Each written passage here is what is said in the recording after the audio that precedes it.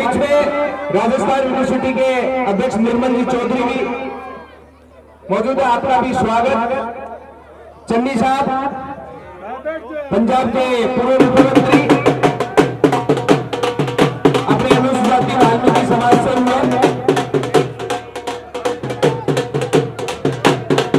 सभी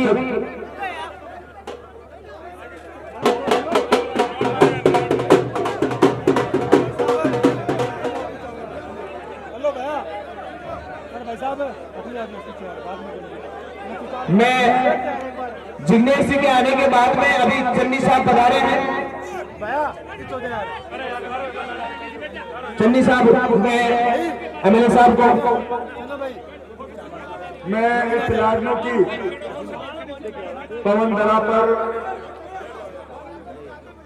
पंजाब के पूर्व मुख्यमंत्री व इस देश में किसानों व दलितों की आवाज, जिन्होंने एक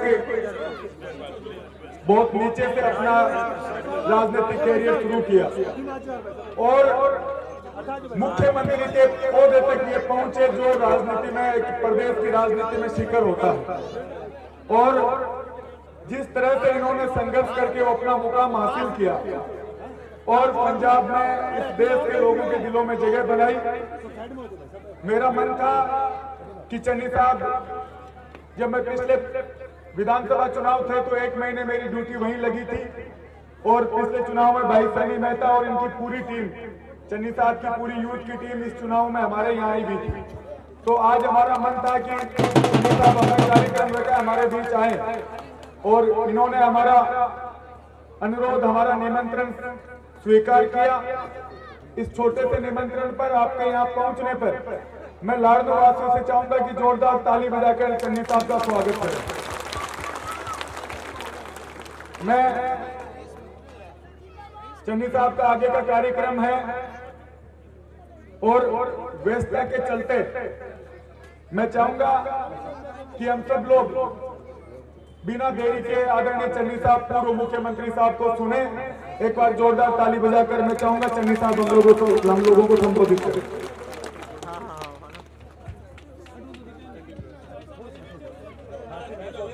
आदरणीय मुकेश भाकर जी, बाकी सभी नेतागण और मेरे सामने बैठे मेरे आदरणीय बुजुर्गों, माताओं और भाइयों, मुझे बड़ी खुशी हुई है आप सब में आकर और आप सबको देखकर। ज्यादातर तो मेरे परिवार ही बैठे हैं।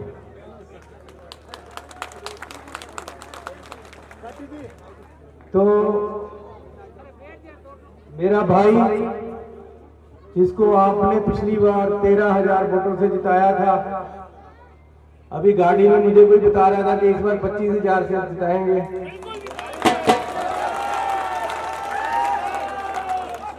मैंने कहा अब मैं भी आ गया हूं यार, इसमें मेरी भी जोड़ लेना सर। और जिस तरफ हमारे गरीबों की वोट जाएगी वो दुगना नहीं 3 गुना से जीतेंगे।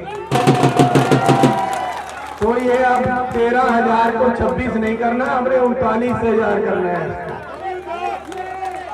और मैं आपको भाई बता देता हूं, एक एक गरीब की वोट तुम्हें पड़ेगी यहाँ।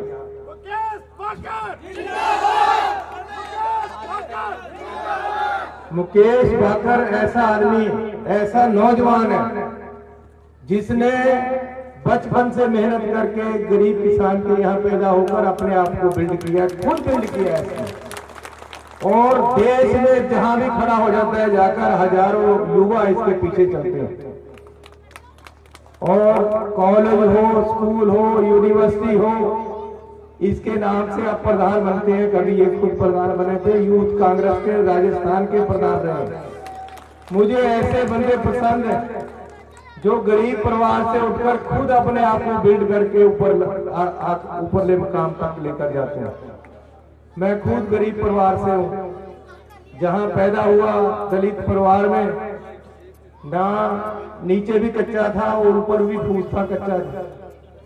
लेकिन कोई दिन थे कि हम अपने जो तालाब होता है गांव में, कोपा बोलते हैं हम उसको, वहां से मिट्टी ले आकर घर को नीचे से मिट्टी से पक्का कर लेते थे।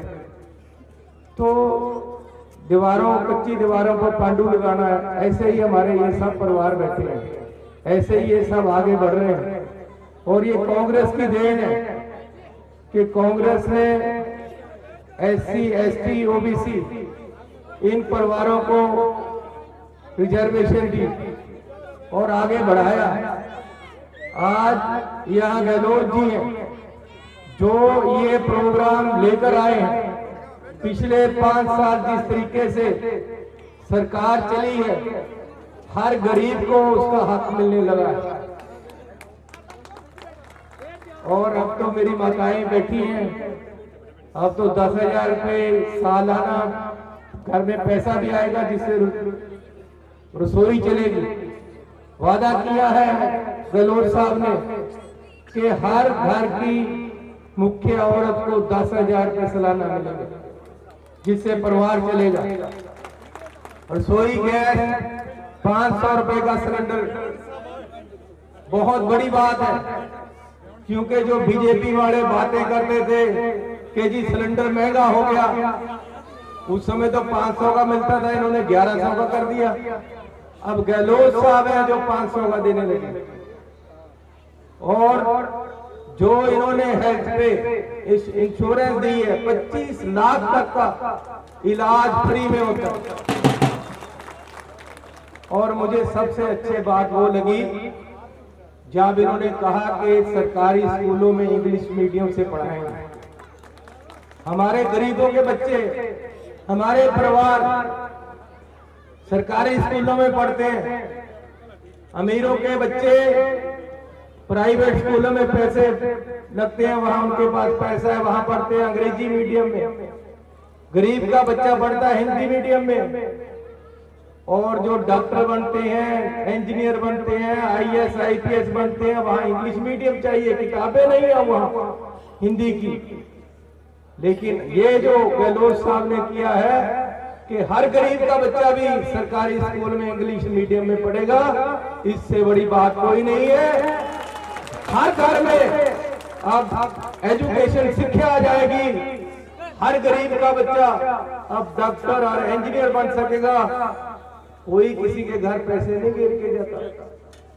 इन्होंने तो कहा है कि 10,000 भी देंगे, लेकिन जब हमारे गरीबों के घरों में एजुकेशन आ जाएगी, शिक्षा मिलेगी उनको, तब उनके लड़के डॉक्टर बनेंगे, तब उनके लड़के इंजीनियर बनेंगे, IAS बनेंगे, IPS बनेंगे, तब वहां खुशहाली आएगी। और जो ये इंग्लिश मीडियम का काम किया है ये बहुत ही अच्छा है। मुझे पता है इन्होंने कॉलेज भी यहाँ खुलवाया, विद्यालय लड़कियों के लिए, ये भी इन्होंने बहुत बड़ा पढ़ने का काम किया। बहुत बड़े बड़े काम पिछले 5 साल में यहाँ हुए हैं। लेकिन मैं आपको एक बात आज और बताने जा रहा हूँ कि ये युवा बहुत बड़ा लीडर है देश का, और अगर आप दूसरी बार जिताओ इसको, मंत्री मैं बनाकर लाऊंगा।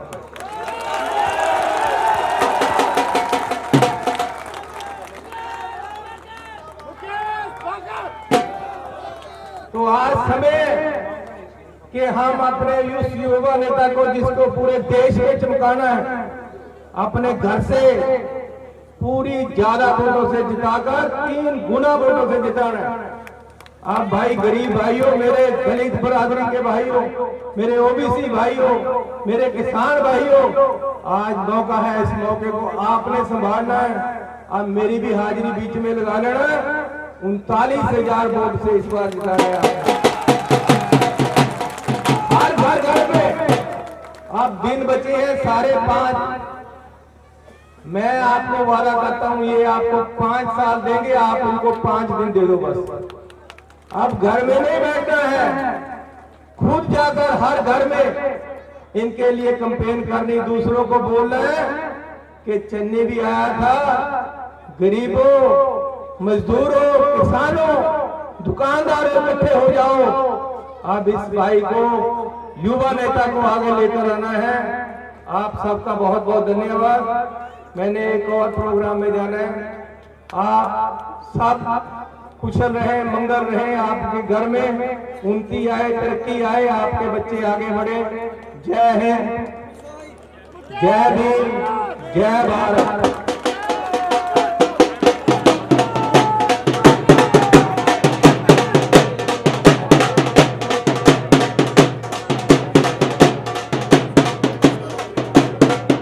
श्रीमान जिग्नेश जी मेवाजी हमारे मध्य में आ चुके हैं। सभी जोरदार तालियों से इनका स्वागत करें। तो Congress party, Congress party, Congress party.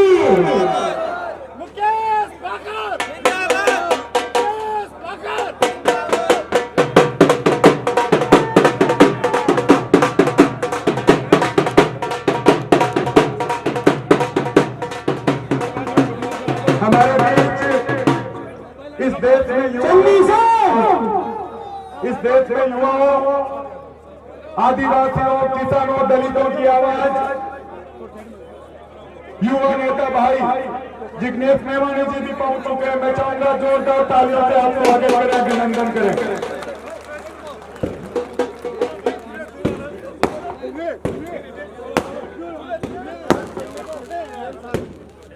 मैं इस लाडलू की धरती पे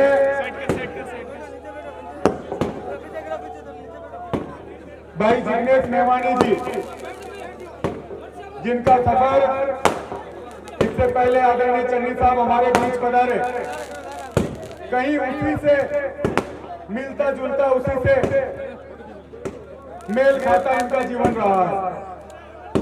एक आम परिवार में पैदा होकर वहां लड़ाई लड़ी जहां पर देश में कोई ऐसी पार्टी, ऐसा नेता उन्होंने बिना परेशान करे बिना नहीं छोड़ा।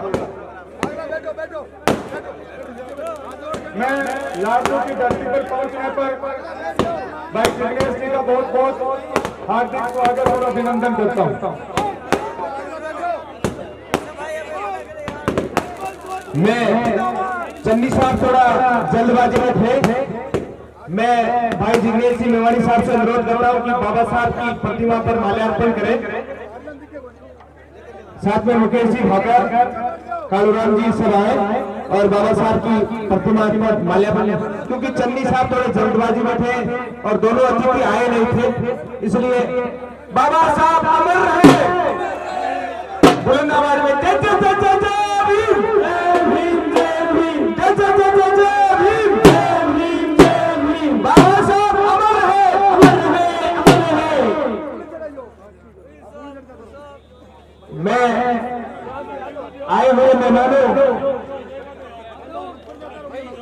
मैं हमारे बीच में बड़गांव से विधायक भाई जिग्नेश सिंह मेवानी आपका स्वागत करेंगे। श्री चंद जी ब्लॉक सह अध्यक्ष और आसाराम जी रेगर, विधायक मुकेश जी भाकर, हीरालाल जी टाक, हीरालाल जी खिंची, कन्हैयालाल जी लोया, मुकेश जी खिंची, मोहन जी और कालूराम जी टाक, ये सब और मुकेश जी भाकर साहब, निर्मल जी सब साथ में आए और हमारे बड़गांव से गुजरात से विधायक जिग्नेश सिंह मेवानी का स्वागत करें।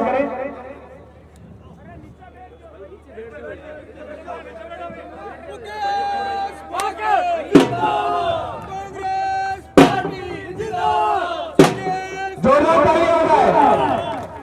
कांग्रेस पार्टी जिंदाबाद, कांग्रेस पार्टी जिंदाबाद, कांग्रेस पार्टी, कांग्रेस पार्टी जिंदाबाद।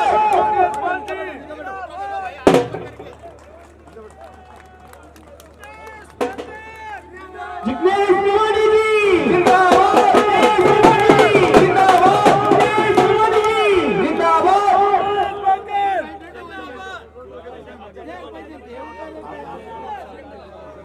जिग्नेश सिंह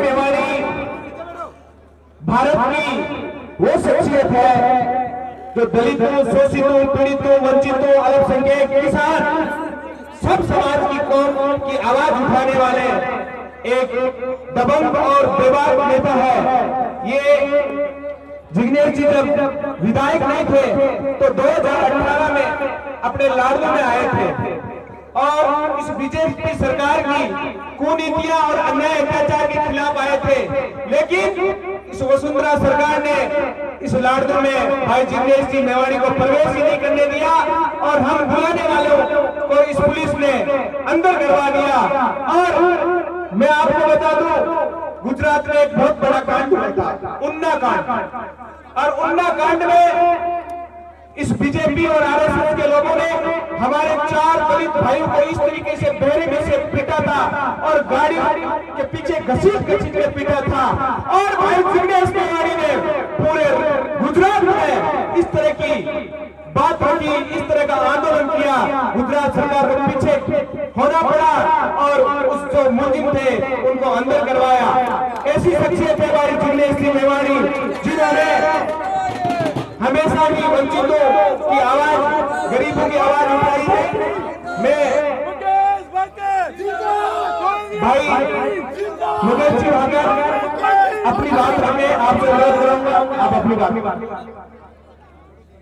आज इस लाडू की जगह पर मैं हमारे देश के युवा संघर्षशील व क्रांतिकारी नेता भाई जिग्नेश मेवाड़ी जी का यहाँ पधारने पर हार्दिक अभिनंदन और स्वागत करता हूँ।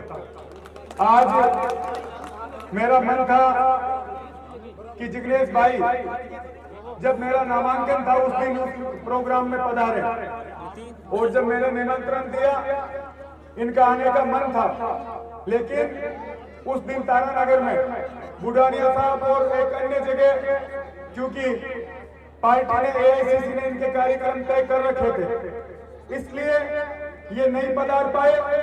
फिर इन्होंने कहा कि मैं लाडू जरूर आके जाऊंगा, आप कोई भी सभा रखें और मुझे निमंत्रण दें। और जब मैंने परसों इनसे बात करी, मैंने कहा आप 18 तारीख को हमारे यहाँ एक जो रेगर हरिजन बोला है शीतला चौक माता, वहां मैं एक कार्यक्रम रखना चाहता हूं और आपको निमंत्रण भेज रहा हूं। और मुझे ये कहते हुए खुशी है और गर्व है कि जिग्नेश भाई ने कहा आप कार्यक्रम रखिए, मैं जरूर आऊंगा। और आज एक छोटे से निमंत्रण में हमारे बीच पधारे हैं। लाडू पधारने पर मैं इनका हार्दिक अभिनंदन और स्वागत करता हूं। जैसा हरीश जी ने कहा कि 2017-18 जब भारतीय जनता पार्टी की यहाँ सरकार थी और किसी दलित कार्यक्रम में सम्मेलन में शामिल होने के लिए जब भाई जिग्नेश मेवाड़ी जी लाडू आ रहे थे तो इस भाजपा सरकार ने इनके खिलाफ षड्यंत्र करके और इस राजस्थान की पुलिस ने और भाजपा सरकार ने इनको आने से रोका। और आज मुझे ये कहते हुए खुशी है कि वो पूर्ति आज हो रही है। इस लाडू की जनता का जो मन था वो आज जिग्नेश भाई हमारे बीच पधारे हैं। मैं इस मंच पर कहना चाहूंगा कि जिग्नेश भाई जो मंच पर लौट बैठे हैं ये वो लोग हैं, ये वो युवा नेता और बुजुर्ग हैं जिन्होंने अपने दम पर अपना मुकाम बनाया है। इनमें वो छात्र संघ के अध्यक्ष हैं जो भीमसेना से निर्दलीय अनिष्ट यूपी और ऐसा भाई जिससे भी जीत कर आए, लेकिन आज इस मंच पर आपको सुनने और आपके साथ यहाँ आए हैं। मैं इस लाडू की जगह पर आपका हार्दिक अभिनंदन और स्वागत करता हूं। वह सभी पधारे हुए सरपंच, छात्र संघ अध्यक्ष, पंचायत समिति सदस्य सभी का मैं इस लाडू पर हार्दिक अभिनंदन और स्वागत करता हूं। मैं कहना चाहूंगा कि 5 साल पहले आप लोगों ने मुझे विधायक चुना और इन 5 सालों में अगर विधायक निधि से जिले में सबसे ज्यादा अम्बेडकर भवन बने तो इस लाडू की धरती पर बने, इस लाडू में बने। और जब 2 अप्रैल को पूरे देश में दलित आंदोलन हुआ क्यों एससी एक्ट को भारतीय जनता पार्टी की सरकार ने खतरे में डाला, उस समय जो मुकदमे दर्ज हुए, विधायक बनते ही सबसे पहले विधानसभा में मैंने ये मांग रखी कि हमारे दलित भाइयों, आदिवासी भाइयों के मुकदमे उठाए जाए। आज आजादी के बाद पहली बार वाइस चेयरमैन मुकेश खींची बना, हमारे उप प्रधान कालूराम गेनाना जी इस मंच पर है, ब्लॉक अध्यक्ष कानाराम जी वो इस मंच पर है, और सारे शिक्षाविद जो इस राज्य में कभी ना कभी दलित आंदोलन, SC/ST आंदोलन, किसान आंदोलन से जो जुड़े हुए लोग हैं वो सब मंच पर है। मैंने अपनी ओर से सारी बातें आप लोगों के बीच रखी और रोज हम लोग आपस में मिलते रहते हैं। मैं आज चाहूंगा कि इनके चुनावों तक लंबे कार्यक्रम है, कल शायद भरतपुर जाना है जिग्नेश भाई को, तो मैं चाहूंगा कि अब बिना देरी करे हम जिस नेता को सुनने आए हैं भाई जिग्नेश मेवानी जी का ताली बजाकर आप स्वागत करें। मैं उनको इन्वाइट करता हूं कि वो आए और अपनी बात को रखें।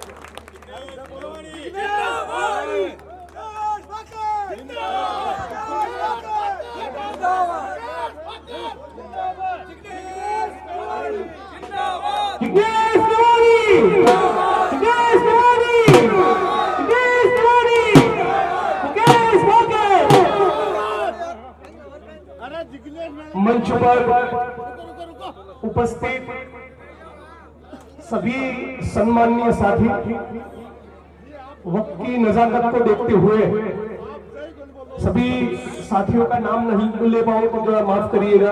अब सभी सम्माननीय जो भी यहाँ पर उपस्थित है, अब सभी वो कांग्रेस पार्टी की नींव है जिसके ऊपर लाडलू में और इस जिले में कांग्रेस पार्टी की इमारत खड़ी है। अब तमाम लोग, मेरी बहनें, माताएं, बच्चे, बुजुर्ग, युवा साथी, कांग्रेस पार्टी के किसान मोर्चा हो, यूथ कांग्रेस हो, NSUI हो, महिला कांग्रेस हो, SC/ST OBC माइनॉरिटी डिपार्टमेंट हो, कांग्रेस पार्टी के सभी फ्रंटल और सेल के साथी, कांग्रेस पार्टी के अलावा भी जो डॉक्टर भीमराव बाबा साहब अम्बेडकर का नाम लेकर सड़कों पर उतरते हैं, तो सभी भीम सैनिकों और तमाम लोगों को मेरा क्रांतिकारी जय भीम और इंकलाब जिंदाबाद पेश करता हूं।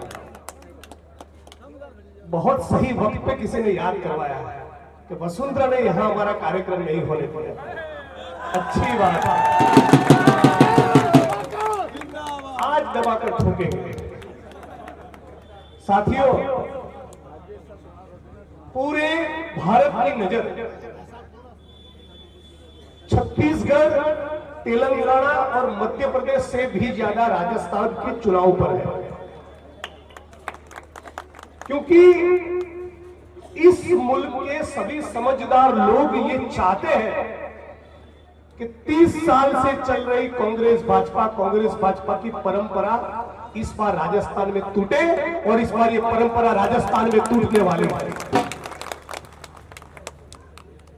और आज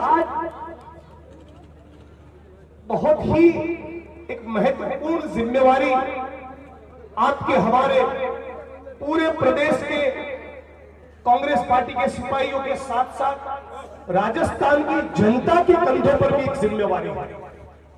और ये जिम्मेवारी ये है कि यदि हम लोग जाति और धर्म की राजनीति नहीं चाहते, यदि हम चाहते हैं कि बात पढ़ाई, दवाई और कमाई की हो, यदि हम चाहते कि बात शिक्षा, चिकित्सा, रोजगार की हो, महंगाई जैसे सवाल के ऊपर बात हो, तो हम लोगों को राजस्थान में हर कीमत पर अशोक गहलोत साहब की सरकार को रिपीट करना होगा, क्योंकि इतना जबरदस्त काम करने के बावजूद यदि कोई गड़बड़ी होती है तो बहुत बड़ा सवाल हमारे सामने भी खड़ा होगा। 25 लाख तक का मेडिकल बीमा फ्री भारत के किसी भी प्रदेश में ऐसा नहीं है। आप जानते हैं कि मैं गुजरात से चलकर आया हूं और गुजरात मॉडल की बड़ी बड़ी बातें होती है। गुजरात मॉडल का मोदी जी ने ढिंडोरा पीटा, हर जहां पर जाते हैं तब गुजरात मॉडल की बात होती है। मेरा विधानसभा क्षेत्र बनासकांठा जिले में है, उत्तर गुजरात में, आबू से नजदीक। उस बनासकांठा जिले में 35 लाख लोगों के बीच में एक MRI और CT स्कैन का मशीन नहीं है। यह है गुजरात की सच्चाई। यहां तक कि गुजरात के जो स्वास्थ्य मंत्री हैं, उनके विधानसभा क्षेत्र में भी MRI और CT स्कैन का मशीन नहीं है। तो गुजरात में बहुत विकास हो गया, गुजरात विकास में नंबर 1 है। गुजरात के मॉडल को सब लोगों को फॉलो करना चाहिए, मैं कह रहा हूं पूरी जिम्मेवारी के साथ, इस लाडलू की धरती पर से गहलोत मॉडल के सामने गुजरात मॉडल की कोई औकात नहीं है।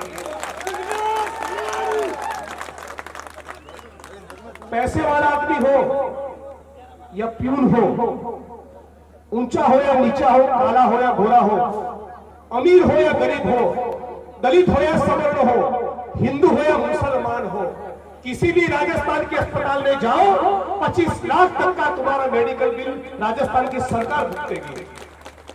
ये छोटी बात नहीं है। अभी 3-4 दिन पहले सत्यवती राजा हरिश्चंद्र हमारे गुजरात में है, एक बहुत जबरदस्त सत्यवादी राजा हरिश्चंद्र है। 56 इंच के सीने का दावा भी करते हैं। आएंगे, यहां पर भी आएंगे, झूठ बोलकर दिखाएंगे पक्का। तो उनकी जबान से कांग्रेस पार्टी के एक वरिष्ठ नेता के लिए बहुत खराब शब्दों का प्रयोग किया गया, मूर्ख जैसे शब्दों का प्रयोग किया गया। मैं कहना चाहता हूं कि मोदी साहब, उम्मीद करता हूं कि आपकी तबीयत ठीक रहे, लेकिन यदि कोई दिमागी तकलीफ है और इलाज करवाने की जरूरत है तो राजस्थान में आप इलेक्शन कार्ड करवा दीजिए। चिरंजीवी योजना में आपकी भी सर्जरी करवा देंगे।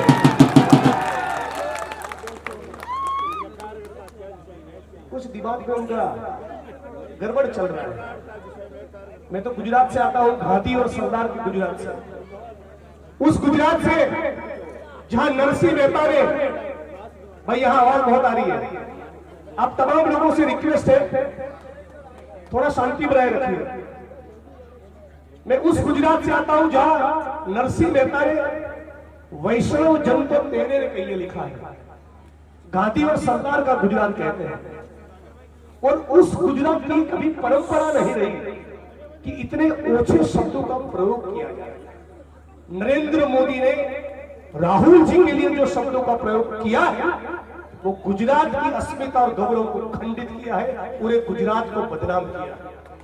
ये विश्व गुरु अपने आप को कहते हैं, लेकिन दुनिया के देश भी ये देख रहे कि मदारी डुगडुगी बजाता है और भाजपा के आईटी सेल वाले सारे जमूरे लग जाते हैं गाली देने के लिए। आज साथियों, राजस्थान के अंदर गहलोत साहब की सरकार के दौरान 1 करोड़ लोगों का इलेक्ट्रिसिटी बिल फ्री हुआ है, 1,45,00,000 लोगों का। तो गुजरात में योजना क्यों लागू नहीं मोदी साहब? राजस्थान के अंदर करीब 1 करोड़ लोगों को मनरेगा योजना के तहत रोजगार मिला।